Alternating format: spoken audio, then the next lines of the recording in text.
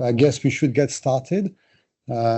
People are connected also online. So for the first time, we have on-site and also remotely. So we see how it works. And so we have more participants than usual. So good morning, everyone. First want to thank the members of the Hearing Institute for hosting us again. So thank you. And we're very happy today to have the keynote lecture of Karen Steele. So I just want, you all know probably about it, but just remind you a little bit also what is this grand prize and what it is and what is the Hearing Foundation. And then Karen then will give a presentation that is, from what I understood, full of new data that she has never presented before. So we'll see. Every year, for 9 years now, the foundation is awarding like a scientific grand prize. That for 3 years now has been including a sabbatical stay. So I think here you already have Barbara Canlon, who came to see you at the Institute, and Uli Müller, who is also the former recipient of the prize. Also, I think is going to come also to work with you, if I understood well, this summer, I think. So that was I think a good initiative that we had to try to foster collaboration between you and France and different great scientists. So we also had, I think it might be the last year, an early career scientific prize with lab grant. So I guess you know all of them. I'm listing you here on the slide just the past recipient of the prize. So the previous one was Uli. And also we had 2 prizes, so one for clinical research and one for basic research. And this year, so we're very happy to have awarded this early career prize to Sarah Mogami, and she's sitting in the back here. So congratulations again. So and you will get the medal tonight. And Sarah is working on something very interesting. So, and also, I guess you know that kind of what's initiated in France by Marie-Claire Bisnel. So there was who died 3 years ago when she was almost 100 years old. Was one of the first one to find a way to show that babies in the womb could hear sound by monitoring like heartbeats. And she did a lot of very nice studies in the 90s and 80s around this to really show that indeed they could recognize their mother's voice. They could recognize if it's a man or a woman speaking. So she did very interesting studies, pioneering studies. And Sarah is exactly in this line. So she studies as well, in her case, preterm babies and try to see how they can cope with music, how they understand rhythm. So by doing like a recording in preterm babies, which is also something that is very important in terms of a clinic. So congratulations for your work. And then, I guess, especially here, she probably does not need a big introduction. So we're going to have, so we awarded this year the prize to Karen Steele, who works in London. So Karen has been working in UK for, almost all your career. I think you spent a little time in Germany as well. So she started at UCL, and she was saying yesterday that she was initially, and it's often the case in research, not planning to work on hearing. She had another topic, but then somehow there was another project that the PI came with. And then that's when she started to work on the deafness and deaf mice. And she has really contributed a lot to the field. Her team has isolated, I think, more than 70 genes involved in deafness in mice. And of course, many of them have been also found to be involved in human. And she spent more than 10 years trying to identify the gene involved in the mutation that was mutated in a deafness mouse mutant. That was MYO7A, that then Christine found as well to be mutated in Usher syndrome. And the 2 of them were awarded the Brand Prize a couple of years ago for this really groundbreaking work. So now Karen, after some time at the MRC Center, and also in Ixton as well, now has a lab in London. So you will see tonight a nice, for those of you who are coming, a very nice video that shows her lab and where she works, and she will explain what she does for a lay audience. So Karen, thanks and congratulations again, and you get the medal also tonight. Thank you so much for inviting me to give this talk and for awarding the Grand Prize. It's a great honour to be here and to give the talk. What I would like to talk about today is what mouse mutants have told us about hearing loss. I'm going to have the first half of the talk talking about how we built up the store of mouse mutants with hearing impairment that we can use today. And the second half of my talk telling you a little bit more about what we've been doing in my group with these mutants. So just as a start, to remind you, why do we study the genetics of deafness? Here is a plot with age in years of people in the UK. This is a fairly old study now from about 30 years ago, but it shows nicely that hearing impairment increases so that with age. So by the age of 70 to 80, over 60% of the UK population have a hearing impairment of 25 dB or worse, and very significant numbers have worse hearing impairment than that. So it's a really major problem in the human population, and so it deserves more study. So why are we interested in genetics? What's the role of genetics? So at least half of the cases in childhood deafness are due to a single gene mutation. And we know that there are hundreds of different genes involved. I'll say a little bit more about that later. And we know that age-related hearing loss has a heritability of about 50% or around that level. And genes give us access to the critical molecules involved in hearing and deafness. And so it's really a very useful approach to use. And that's what we've used in my group for a number of years now. So we started off years ago with spontaneous deaf mouse mutants because that was all we had available.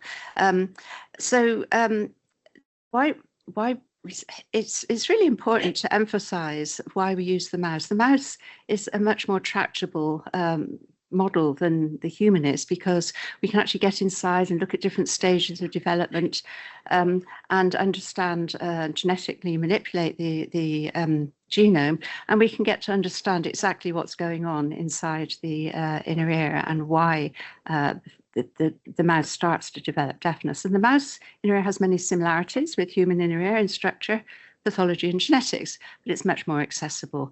And so the mouse is a really useful model. And that's important to make that point, even more so today. And each mouse is like a precious gift that gives us insight into the molecular and cellular mechanisms underlying hearing loss, in particular the gene involved in that and the molecule involved in that particular form of hearing loss.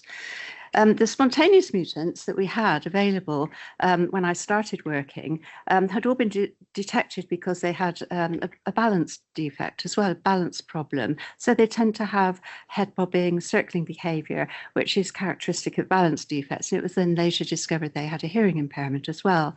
And they've been around for many years, first published in the 1920s, but there were also remarks about waltzing mice, which were kept as pets as early as 80 BC. So they've been around a very long time, but new spontaneous mutations often occur even today.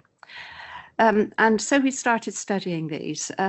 This was in the days before it was possible to identify the genes involved. And so we studied the anatomy, the structure, and the physiology of these. This is an example of the Shaker1 mutant on the right. This is a scanning electron micrograph of a normal mouse, a wild type here, showing the 3 rows of outer hair cells, stereocilia bundles here, and these are the inner hair cells at the bottom. That's what it looks like in a normal mouse. And on the right, you don't have to be an expert to see there's something seriously wrong with these hair cells, but they're all there. The hair cells are all there, but there's something wrong with their hair bundles. And then just another example earlier in development, you can see this is the Waltzer mutant. This is a normal early stage of development outer hair cell. And on the right, you can see there's very disorganized hair bundles. So these are very early developmental defects that we can see in these mutants. And this also turned out to be a mutation in a gene that we now know is cadherin 23. So most of these, a lot of them, turned out to be involved in Usher syndrome. And as Alain's already mentioned, in a collaboration with Steve Brown and Christine Petit, we were the first to identify that myosin 7A was the gene involved in those mutants and also in human Usher 1B.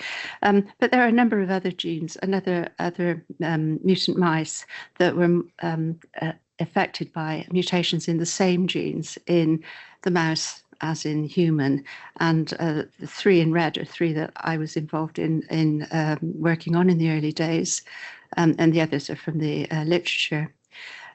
So the Usher syndrome is a syndrome in humans that has deafness, balance problems, and progressive retinal degeneration. So it's a very serious problem for the children. So we got to a stage where we'd made as much progress as we could by identifying the genes involved in spontaneous mutant mice.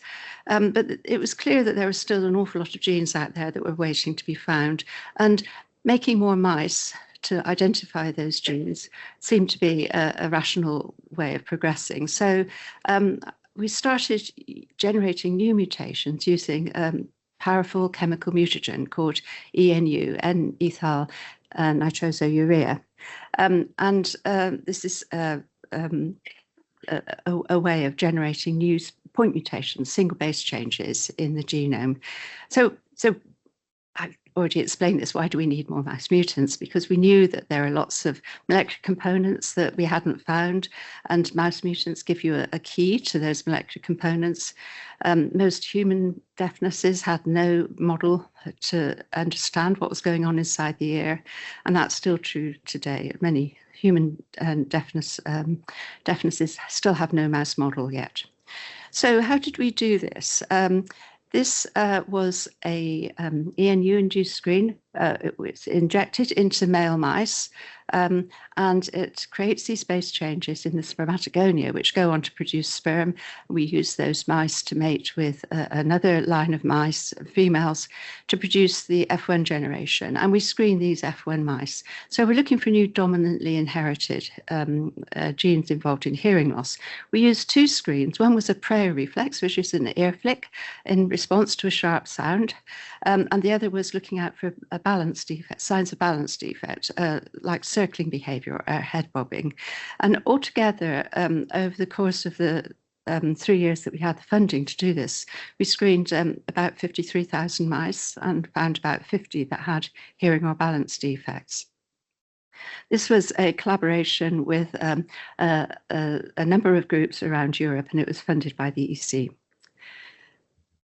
We found, and don't worry about the details of this, this is just to give you an idea of the variety of defects that we found, a very wide variety of problems. So for example, here we have a pinna malformation compared to a normal pinna. We had ossicle defects. This is an incus from a normal mouse. This is the incus from a mouse mutant that we called pardon. We later identified it as an EMX2 mutation. This is a paint-filled inner ear. So you can see the coil of the cochlear duct at the bottom and the balance part of the ear, the vestibular part of the ear at the top. And this lateral semicircular canal is truncated, and that mouse had a balance defect. And so that's a very early malformation. This is a different malformation because the lateral canal is intact, but the anterior and posterior canals are truncated instead. So that mouse also had a problem with their balance. So two malformations. This is turned out to be a myosin 6 mutation. These are normal stereocilia bundles on outer hair cells, and on the right are the mutant hair bundles, which are very malformed. And this mouse was deaf. This was a mutation in the MIR96, which is a gene that encodes a microRNA, and it was the first example of a microRNA mutation that caused a disease, also in humans. This is a normal outer hair cell bundle, and this is the mutant bundle. And these mice had very rapidly progressive hearing loss. This is a patterning defect here. So there's only 2 rows of outer hair cells, and there's an extra row here in the where the inner hair cell should be. And we also had planar cell polarity defects where the hair bundles weren't oriented properly. So here you can see this hair bundle, instead of pointing upwards, is pointing sideways slightly. And if you look at earlier stages, prenatally, you can see there's a lot of variation in the orientation of the bundles. So this is just a picture show to illustrate that there was a very wide variety of defects that we saw in these mutants that we found from this ENU screen. So it was I should emphasize again, this was a large collaboration with Steve Brown in Harwell, Martin Harbage and Jelis in Munich, Karen Avraham in Tel Aviv, and Jean-Louis Gunnet, who was based here in Paris. And these are some of the genes that we identified during the time that we had the funding. Some of them were just new alleles of a gene that we already knew about and had a similar phenotype. A couple were the first dominant allele of genes that we already knew were involved in deafness, but this is a new form of inheritance. Some we knew that the genes caused a phenotype, but when mutated, but we didn't know they caused deafness. So there are 4 of those that cause deafness. So it's a new phenotype for a known gene involved in disease. But for 4 of them, it was the first mouse allele that was reported for this particular gene, and they were all involved in deafness. Here's the MER96 at the bottom. So we found a lot of new genes involved in deafness by this approach. So what did we learn from this? We learned that you only find the phenotypes that you look for. If we hadn't added that screen for a balance problem and a hearing problem, the ear flick, we wouldn't have found that. They wouldn't have been noticed. There's a very wide range of inner ear defects that were found, and middle ear and external ear defects. If we were given a list of the 20,000 genes that were that are in the mouse genome or the human genome, we would never have guessed that these genes were the ones that were involved in deafness. So they found completely novel genes that we weren't expecting. And it also told us that a phenotype-driven approach, where we start with a phenotype, which is a deaf mouse, and find the causative mutation, is a valuable approach. And at the bottom, I should say, please look at the bottom. These are the people who actually did the work in my group over the years. And so what we did was we realized that this was only going to detect, this ear flick was only going to detect very severe or profound hearing impairment. And in order to find models for progressive age-related hearing loss in humans, we really needed to find mild and moderate hearing loss in mouse mutants. And so we wanted to use a physiological approach. At this point, I moved from the MRC Institute of Hearing Research, which was in Nottingham, to the Sanger Institute to set up a new program there. And this program combine the advantages of a phenotype-driven approach with a gene-driven approach, because we had a growing resource there of genes that were targeted in stem cells, ES cells, that we could use to generate mice with known genes disrupted. And this project we call the Mouse Genetics Project. So what did we do with this Mouse Genetics Project? These were targeted mutations, so we knew the gene involved. Eventually, there were almost all of the genes were targeted one way or another in the ES cells. And what my group did was to take those ES cells, which were generated by Bill Scarnes at the Sanger Institute. We took those ES cells and made them into mouse mutants, and then we subjected them to a screen. We made over 1,400 different mutant lines, and we screened 1,211 different genes. Some of these had several lines for the same gene. And these were an unbiased sample of all the genes. We showed that by using a gene ontology, a term analysis. So there were a lot of genes that you might have known about, but there are an awful lot of genes that you wouldn't have heard of before that had not really been studied.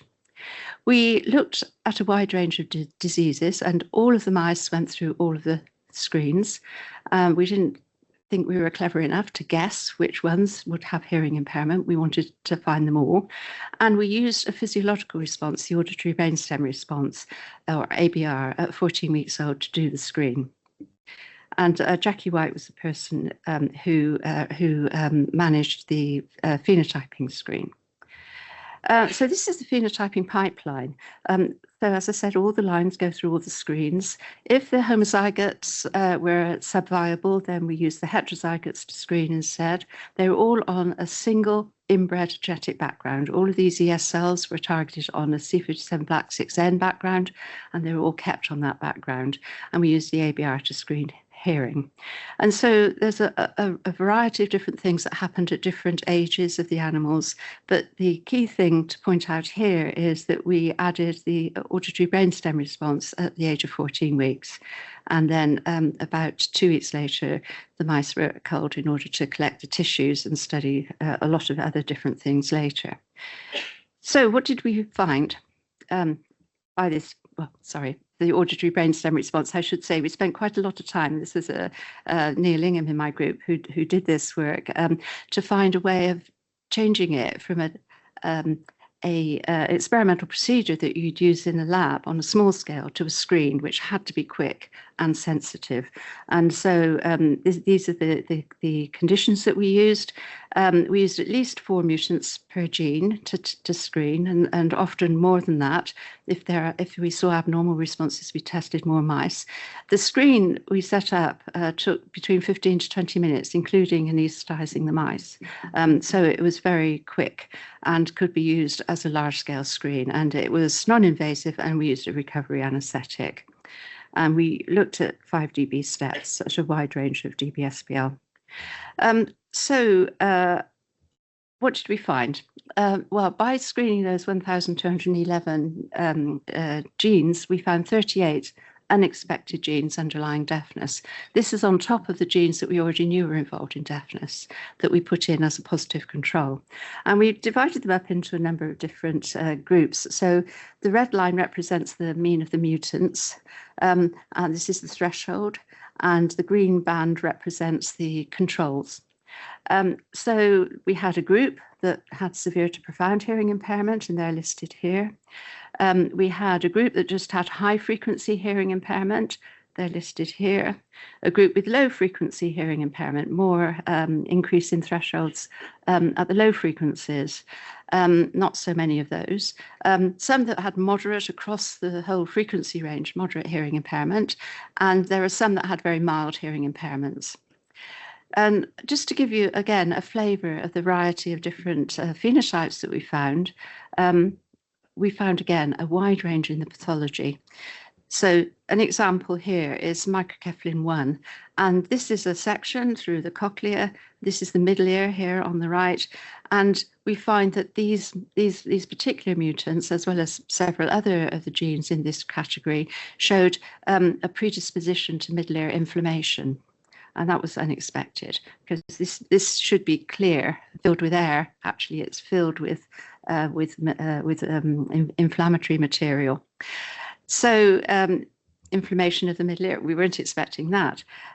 These are little thumbnails of synapses with a red showing the presynaptic ribbon and green the postsynaptic density in a mutant of WBP2. These are the control synapses underneath inner hair cells, and these are the mutants. And there were primary synaptic defects here, particularly postsynaptic defects in these mutants. So we had a synaptic defect. We had a mutant called Spinster 2, which had a severe hearing impairment, where the problem was the stria vascularis and the endocochlear potential. So this is the plot of the endocochlear potential in a normal mouse. It's around 100 to 120 millivolts here. So these were the controls, wild types. These were the heterozygotes. But the mutants had very reduced endocochlear potential, shown in red here. And these are surface preparations of the stria vascularis. This is a normal, showing the marginal cells with nice KCNQ1 labeling, showing the green on the surface. And this is in the mutant, a very disorganized stria vascularis. And this, the last example, is a problem with the inner hair cell stereocilia bundle. This was a mutant that they have raised ABR thresholds, giving a low frequency hearing loss, but the distortion product otoacoustic emissions were perfectly normal in these mice. So the outer hair cells were working normally, but the inner hair cells were abnormal, the bundles were abnormal. And so this is an inner hair cell defect. So this is just a snapshot of a few of the mice that we studied further, and just to illustrate that there's a very wide range of pathology that we found. We didn't find any overt balance defects. We didn't really study it carefully enough, so I wouldn't say there were no balance defects. But what I think this tells you is that we're going to need to have very good diagnostics for intervention in any of these, because it's not all about hair cells at all. Just to summarize the MGP ABR screen, we found 38 new genes out of the 1,211 that we screened were associated with raised thresholds, but there were another 27 genes that were associated with normal thresholds but abnormal waveforms. And I think those are very underexplored at the moment. There's a lot a lot of information we could get from those mutants to understand what's going on in more central aspects of the pathways, the auditory pathways. None of these genes, these 38, were suspected of underlying deafness before screening, and they're all new candidates for human deafness. And indeed, since we reported them some years ago, several of them have been found to be involved in human deafness. There are a very wide range of underlying pathological mechanisms. Many showed progressive loss of thresholds. I haven't shown you that today, but we did go and study earlier stages than 14 weeks in some of them. And most of the ones we saw did show some progression of hearing impairment. And that was really great, because that was what we were looking for. We really wanted to find mice that had normal development, but then they had progressive loss of their hearing, because those are more likely to be useful as models for human progressive hearing loss. The gene ontology terms suggested a very wide range of gene functions. So again, it wasn't all ion channels, which we might have guessed, but there are lots of different genes involved. The known deafness genes, the ones that we knew before we started this screen, are very biased towards the developmental processes. And that was also what we found in the ENU screen that I talked about earlier. And so this ABR screen that we carried out seemed to be less biased in that way. And we found a wider range of different pathological processes.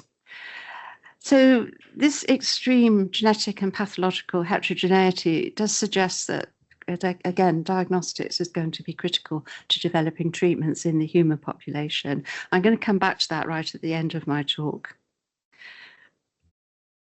So just a word before I go on to the second part of my talk about what happened after we did this mouse genetics project at the Sanger Institute. So we were a founder member, while I was at Sanger, we were a founder member of the International Mouse Phenotyping Consortium. The logo is here. You can search for this online and find all sorts of information about many different mutants. It's a worldwide consortium to screen new mouse mutants for abnormal phenotypes. And the phenotyping screen that we set up at the Sanger first is broadly the same as the one that's used today by different people, different groups around the world to screen, and many of them include ABR. So the current IMPC is spread around the world, as you can hopefully see on this map here, the ABR screen was taken up by a number of the large screening centres, and I must pay a special thanks to Neil Ingham, who is in my group, who set up the ABR screen in the first place. And he did a lot of travelling during this time when we were setting it up, and went and helped a number of groups set up ABR screening so that they could include ABR screening in their phenotyping pipeline. About 2/3 of the genes that have been screened have been for other phenotypes have also been screened for ABR by ABR, and the calls on the IMPC website show that 331 of those have a hearing phenotype. So that's a very large number of mice that we now suspect have a hearing problem and are deserving of further study. And importantly, I'd like to make this point particularly, is that all of the mouse mutants that actually all of the mouse mutants that I've ever studied are available from public repositories, but certainly all of these IMPC mutants are available from public repositories. So anybody can get access to these if they want to study them further. And that's what the screen was about. The screen was about the first triaging stage, so that it gives you some ideas of which genes might be interesting, which mutants might be interesting to study further. It was never really intended to be a definitive description of the hearing impairment in these mice. It's just a triage. Sorry, wrong way. So back to this picture, just to remind us, my main interest, particularly more recently, has been age-related hearing loss. I do think this is a very prevalent in the population and very much deserving of further study. And we know that the heritability is quite high, 50 to 70%, and so it tells us that the genome is important in age-related hearing loss. We also know that there are many single genes now identified in hearing loss. So Morag Lewis maintains a list which is available online in Zenodo of all of the genes that have been published. This is not our work, this is published work. All of the genes that have been involved in human deafness and in mouse deafness, and it's over 900 altogether now, genes. So it's a very, very large number of genes involved in deafness. That list grows every month as more genes are published in being involved in deafness. So there are many single genes now involved in hearing loss. But age-related hearing loss has additional complexity from interactions with the environment and also interactions with other genetic variants. So it might not be just a single gene mutation, but there might be 2 or 3 different genes that need to be mutated to give an effect. And some of those genes will have variants that make the people more susceptible to environmental trauma. Thanks to Morag for putting this list together.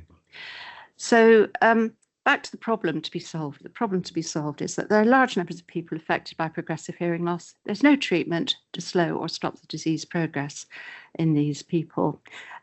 There's a complex and highly heterogeneous genetic contribution, a very wide range of underlying pathologies.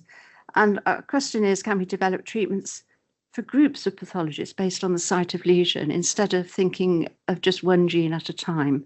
Because I think with age-related hearing loss, it's going to be very difficult to think of one gene at a time approach. We're going to need a more generic approach. And so a site of lesion approach might be more useful. So can we develop treatments for hair cell defects? Can we develop treatments to encourage synapses to reform under the hair cells? Can we develop treatments that will boost stria vascularis function or lateral wall function? But diagnostics is going to be really important for this. And again, I'll come back to at the end to this. It's going to be important for stratifying different types of hearing impairment for clinical trials, provide more sensitive outcome measures, and to decide which treatment is appropriate for each affected person. Of all of the treatments, all of the sites of lesions and pathologies involved, I think the stria defects are the difficult ones to diagnose. And again, at the end, I'll tell you a little bit about what we've been doing towards that. So what do we know about age-related hearing loss? The general opinion is that there are 3 different sites that are involved, main sites. One is stria vascularis dysfunction, which is on the lateral wall here, which leads to reduced endocochlear potential or the loss of the battery of the ear. The second is sensory hair cell defects, which can lead to abnormal coding and transmission of sound. And the third are neural defects or synaptic defects, which can lead to abnormal transmission of the sound. So our questions were, can we reverse the hearing loss in the different types of pathology? Is there a window of opportunity? Is there a critical period for intervention? And can we develop those diagnostic tools to distinguish the different sites of lesion within the cochlea? So I'd like to tell you a little bit about what we've been doing towards those questions. First of all, just a note about hair cells. It's often said in publications that hair cell degeneration is the major cause of hearing loss, but actually, I don't know of any evidence for that. Maybe you do, but I don't know of any evidence for it. It's usually that hair cells die as a secondary effect. And it's very easy to confuse a correlation with a causation. I think it's really important to distinguish that. Is the hair cell degeneration secondary to damage or dysfunction? I think the answer is probably yes. They don't just work perfectly one day and then they're gone the next day. There's a process of damage and dysfunction, and that's the stage that we don't know how long it goes on for. I think we could benefit from more study of that. So if there is a gap between when they start to show dysfunction and when they actually die, is it possible that we can repair those remaining hair cells before they die? And we also need to remember that, of course, the genes involved in deafness are expressed in many other cell types. It's not all in hair cells. So it's not all about hair cells. Hair cells are critical for hearing, of course, but it's not all about hair cells. The other parts of the cochlear duct, other parts of the auditory system as a whole also deserve study. So is there a window of opportunity for intervention? So this is the WBP2 mutant with swollen nerve endings. Eventually you get degenerated hair cells. You get these myosin 7A, long disorganized stereocilia. Eventually those hair cells die and you get degenerated hair cells. Noise damage, you end up with degenerated hair cells. A collapsed cochlear duct or reduced endocochlear potential, they all lead to degenerated hair cells in the end. But is there a time in between where we can intervene? I think it would be really useful if we had a mechanism for finding that time in between when we can intervene and stop that progressive degeneration, because once they're degenerated, I think it's proving to be difficult to find ways of regenerating them. I hope that's possible in the future. But if we can repair them and stop them degenerating in the first place, that would be really useful. So we have these three different types of sites of lesion, types of defect that we wanted to study further. Disorganized stereocilia, can we actually reverse these problems to generate normal hearing again? And I think it's important to know this for either for using a drug approach or a gene therapy treatment.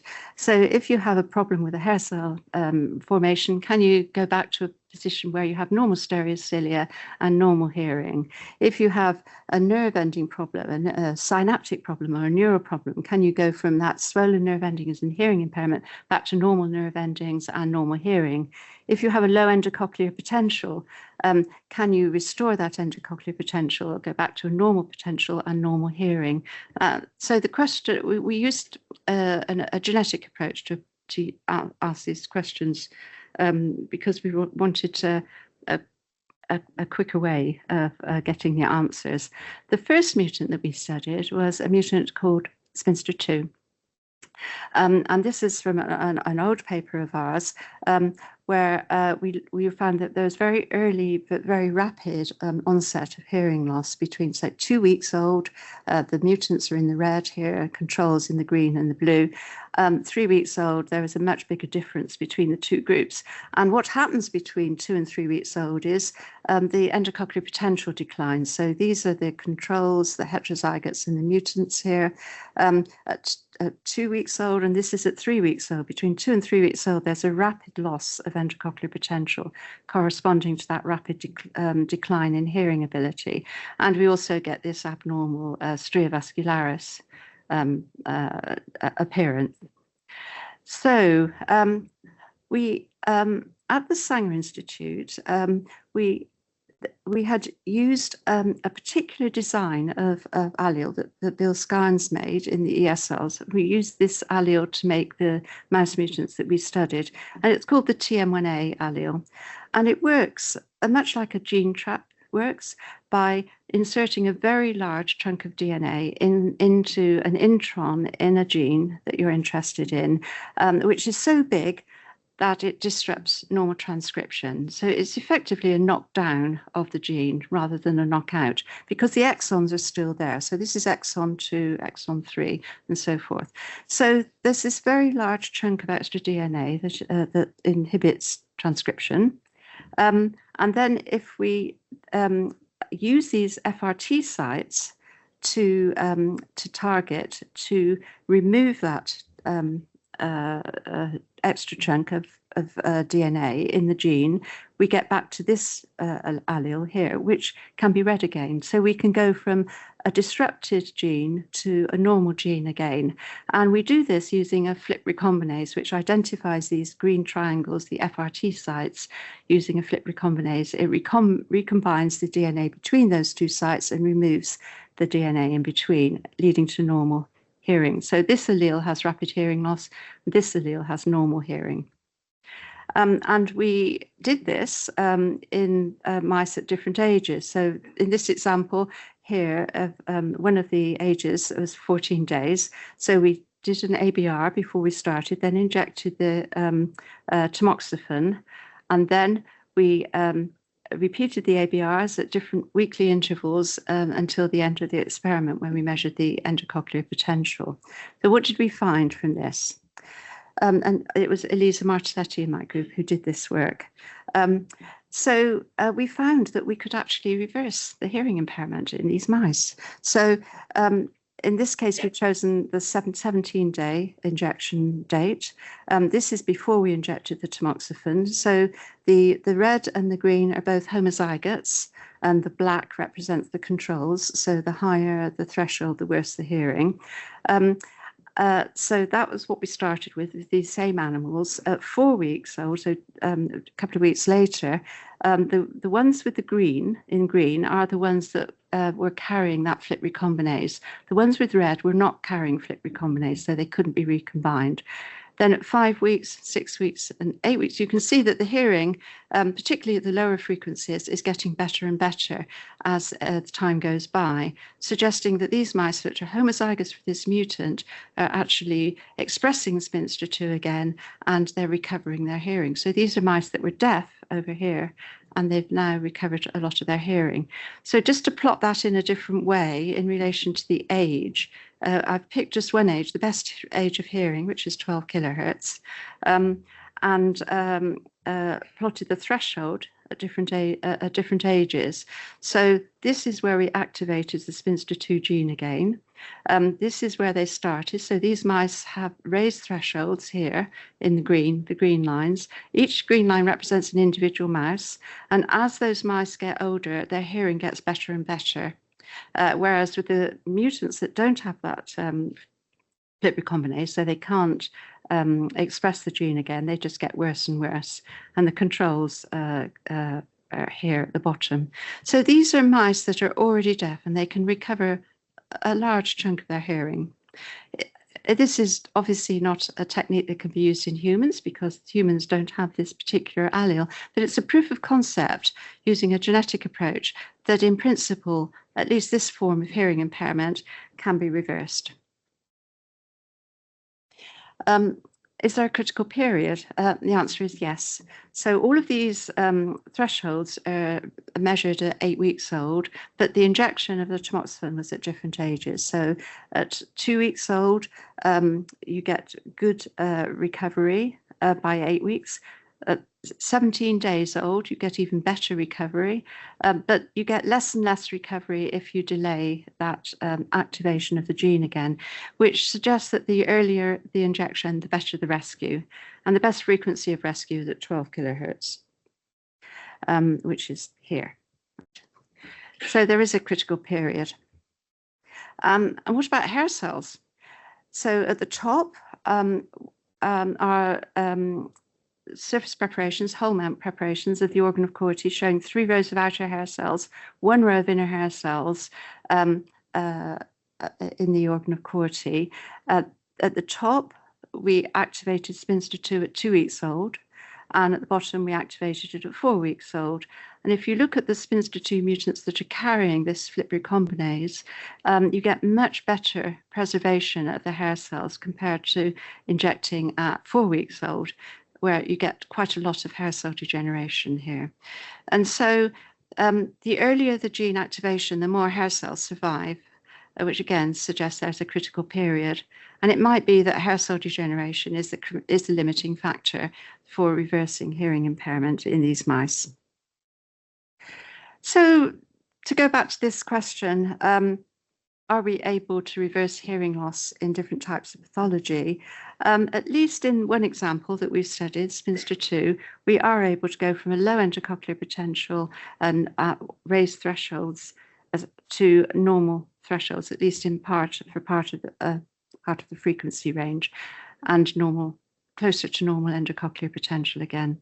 So we then wanted to use the same approach for these other two types of hearing impairment. I'm going to talk about one example of a disorganized stereocilia next, just to illustrate the work that we've been doing. So the Whirlin gene. This is the pre-tamoxifen threshold. There's the pink represents the homozygote mutants that don't carry FLIPO. So that's what normally happens with the mutants. They have raised thresholds across the whole range, even as early as 2 weeks, because this is an earlier developmental defect. And the black is the controls. And just underneath that pink is the green. Those are the ones that do have the FLIP recombinase, so they should be responding and expressing Whirlin again. But then if we look at 4 weeks, 6 weeks and 8 weeks after the injection, there's no difference between the mice that are carrying FLIPO and the mice that are not carrying FLIPO. These mutants that are carrying FLIPO are not carrying FLIPO. And so we don't think that it's possible to reverse the hearing impairment in these particular mouse mutants. And I think this is important to consider before launching into a gene therapy approach, because it's not looking very promising for that particular gene. And the same is true of the structure. In this case, we use scanning electron microscopy to show the outer hair cell stereocilia bundle. This is what happens in the normal Whirlin mutants. You get the rather abnormal shape of the bundle and some loss of stereocilia, the shorter stereocilia. And we get exactly the same when we've activated Whirlin again. So we haven't been able to rescue the stereocilia phenotype either. So just to move on, we've now studied at least 2 examples and we're working on a third. We haven't been able to reverse the hearing impairment in those sorts of mutants. And finally, onto an example that we picked that I know a lot of you are very familiar with in the audience of a synaptic defect. And we picked this because there was already evidence out there that this was a good target, but we wanted to have a good example that we knew ought to work with the system we were using. And of course, it's otafurlin. I know that Christine's been involved in these studies using gene therapy before, but we used our genetic approach here to find out whether it worked for otafurlin as well. And activating the otafurlin was successful in reversing the hearing loss in most of the mutants. There was just one animal that didn't respond. So the green again are the mice that have that FLIP recombinase. Underneath, you can't see it because it's completely underneath the green line or the pink line, which is the mutants that don't carry the FLIP recombinase. And when we inject at 4 weeks, the mice are completely deaf. 2 weeks later, most of them are recovering their hearing and they get better and better with age, except for this one mouse that didn't respond for reasons that we don't understand. Of course, this was the gene that's been reported as successful in gene therapy in humans as well. And I must say, we haven't finished writing this up yet, but so we've been scooped by it's wonderful to be scooped by a successful human gene therapy trial. It's the best way of being scooped, but we will write this up anyway. So again, we plotted the thresholds in these individual mice, and most of them are recovering their hearing. And so it's a proof of concept that mice that are already deaf can recover most of their hearing. We also looked at the synaptic numbers because one feature of these mutants is that they have reduced numbers of synapses, as you can see that here. But the numbers didn't recover. There are still the same reduced numbers of synapses underneath the hair cells. So what this tells us is that about half of the synapses was enough to recover the hearing loss, which is quite useful. You don't need gene therapy to be completely 100% successful, but half of the synapses are enough in this case for a threshold at least. And we also looked at the proportion of the hair cells, inner hair cells that express otoferlin, the proportion of the hair cells that actually activated otoferlin again. It's a bit difficult to see, but the red represents the immunolabeling of otoferlin in the inner hair cells. This is just the upper half of the cochlear duct. We also looked at the lower half, and this is the total number of otoferlin positive inner hair cells in the whole cochlea. This is a normal number. It's around 700 in the whole cochlea. There were none of the otoferlin mice that weren't carrying the flip recombinase expressed otoferlin again. As you can see here, there's no red labeling here. But the otoferlin homozygotes that were carrying the flip recombinase, about half of those cells did express otoferlin again. As you might be able to see, there's a bit of a patchy pattern of re-expression. So again, this tells you that about half of the inner hair cells is enough to reverse the hearing loss, which I think, again, is quite a useful thing in a gene therapy approach. You wouldn't need to make sure every single cell was targeted. So the answer to this question was yes and no. I've told you the successful example, otoferlin, but there's a couple of others that we've looked at that have not been successful, and we're just writing those up at the moment. So what does this whole series of experiments tell us about this approach? So we use this genetic approach to ask if hearing loss can be reversed as a proof of concept. And what we know is that some forms of deafness can be reversed using this approach, but other forms of deafness cannot be reversed using this approach. And we think it's quite useful to know that for informing which genes to target in human gene therapy.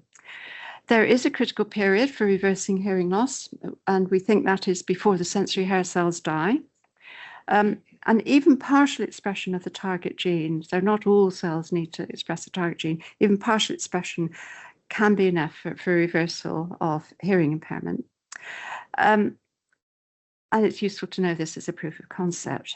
Many neurological diseases are thought to be irreversible. And I just think that maybe we should change our mind about this and consider the possibility that there are some forms of neurological diseases like age-related progressive hearing loss that can be reversed. And I think it would be wonderful if we were able to do that.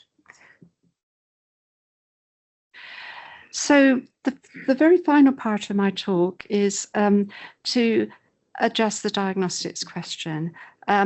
How can we identify the right people for the right treatment? We obviously need to develop the treatments. That goes without saying, and there's a long way to go before we have treatments for sites of lesion. But we want to develop medical treatments to halt the progression, at least to halt the progression. Even if we can't reverse it, we want to halt the progression so it doesn't get any worse, because people as they get older don't want to lose their hearing generally. Predicting the auditory pathology, and we've, particularly Morag Lewis in my group, has done a lot of analysis of human sequence from people who have age-related hearing loss. It's difficult in adult onset hearing loss by sequencing. There's no low-hanging fruit. There's no obvious 1 or 2 or 3 genes that are involved as single gene mutations leading to age-related progressive hearing loss. There's no low-hanging fruit there. So maybe drugs can target the primary site of the lesion instead. And we need these better diagnostics for these reasons, because when we have some idea of a treatment for a site of lesion, we need to make sure that the right people go into that clinical trial. Otherwise, we will never be able to find them because the effect will be diluted out by people who have a completely different reason for their hearing loss. We want to provide more sensitive outcomes. We want to decide which treatment is appropriate for each affected person. Of all the different sites of lesion, it did seem to us that the strial defects are the most difficult types to diagnose. We've spent quite a long time now, several years now, trying to think of ways and trying different ways of diagnosing strial defects as distinct from a sensory or a neural defect. in the ear, causing the hearing impairment. And so I'd just like to describe one approach that we've tried to distinguish that seems to be working, at least in mice. So before that, diagnostics, I don't think we need to think about diagnostics just as sequencing. I think that's just only one approach. There are other features, like syndromes, that can be very useful in diagnosing different forms of hearing loss. There are also shapes of audiograms. This is often used. This is really the gold standard at the moment. And most recently, Judy Debno and her group have been promoting this as a way of distinguishing primary metabolic or strial defects from primary sensory neural defects. So that's from the audiogram shape. But the sites of lesion tests, this is just an example. This is not data here. So an example of the sort of testing we might do. So we've been looking at sites of lesion tests in a panel of mouse mutants where we've got these mouse mutants from the study that we've done over many years. We've found some mouse mutants that have hearing impairment that is progressive, but there's a stage, an age at which we think we know the primary site of lesion before you get secondary effects. And we've been testing them at that age where we think it was just one primary site of lesion. And one of the tests that we've been using on this set or panel of mouse mutants with well-characterized primary sites of lesion is the intertrial coherence test, or ITC.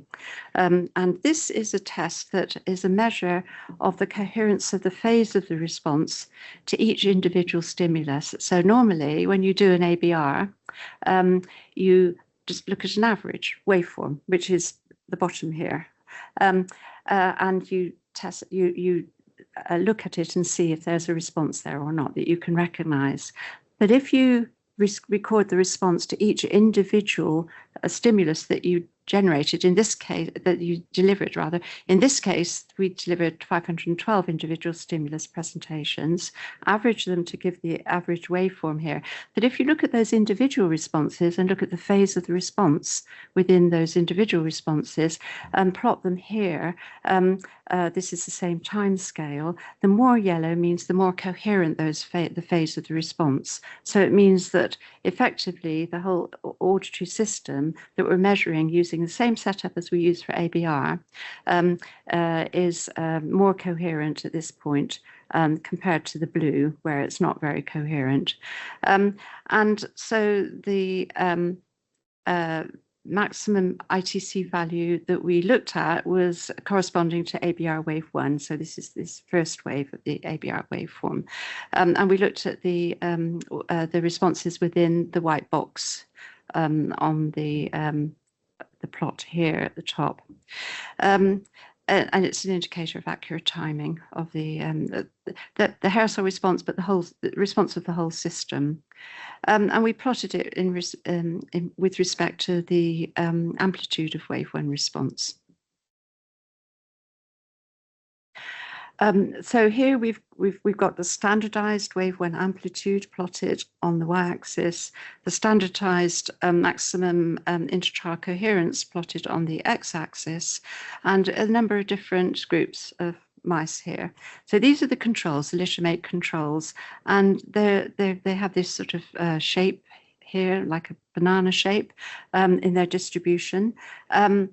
If we look at the mutants that we know have a primary stria vascularis problem and a reduced endocochlear potential, it's actually a very similar distribution of those plots, those dots. Each dot represents an individual mouse and an individual frequency. If we look at the WBP2 mutants that have the swollen nerve endings, they're all below the line here. They all have poor responses a poor maximum coherence. And the same with a sensory. This is a Preston mutant here, an outer hair cell defect. The same with the inner hair cell defect, and the same with this mixed defect here. And so these sensory neural defects at the bottom are very different to the strial defects. The strial defects are much more similar to the glytamate controls. And what this, I think, is saying is that there's a time during development when the endocochlear potential is reduced. So the hair cells have lost their battery effectively, but they still retain some of their normal properties, and their ability to respond well synchronously across different stimuli, individual stimuli, it seems to be retained. And that's something that we can tap into with this test.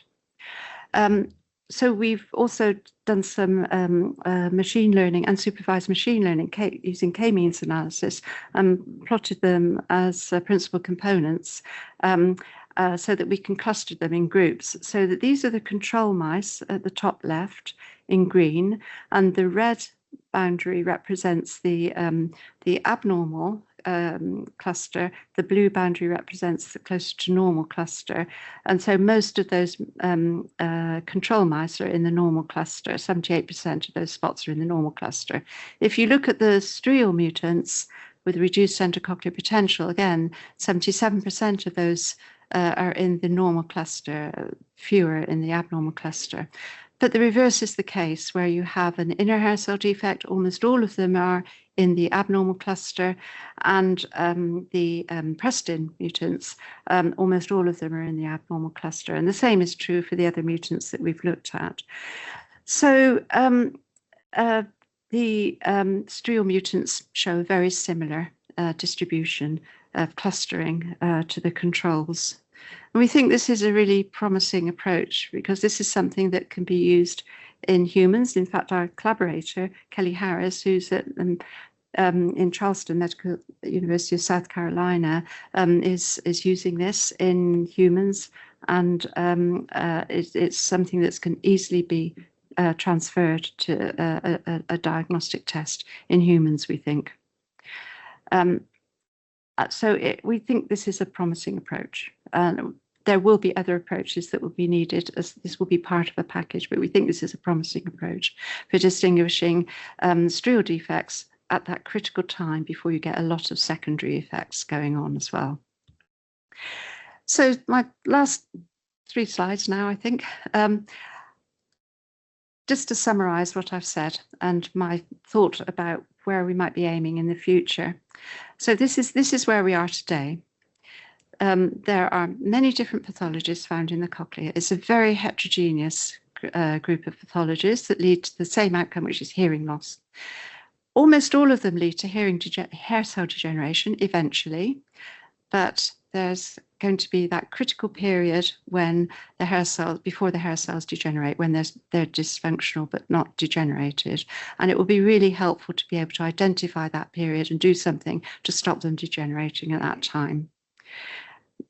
It's a very complex genetic and genomic landscape in adult onset hearing loss, which is going to be difficult to interpret because we have lots of different environmental impacts, as well as the impact of variants in many different genes, not just single gene mutations. At the moment, there are no treatments available to stop the disease process. There's gene therapy for one gene. That's the only one so far. There's a limited knowledge of site of lesion tests, but I think that going forward, these will be critical to stratify clinical trials and guide choice of treatment. And that's something that I think we do with more work on. We asked the question, is there a window of opportunity to intervene, and how can we actually identify that window of opportunity before it's too late? There's also, and this is one of the most important parts, is that there's a state of resignation among primary healthcare providers and the elderly, that it's just part of growing older. It's just a normal part of growing older, and maybe that is a good approach to take at a time when there are no treatments and no way of intervening. But I'd like to see a time when that is not the case, and there are treatments, and there is more motivation to actually go along and have your hearing checked and see if there's something that can be done to stop it getting any worse.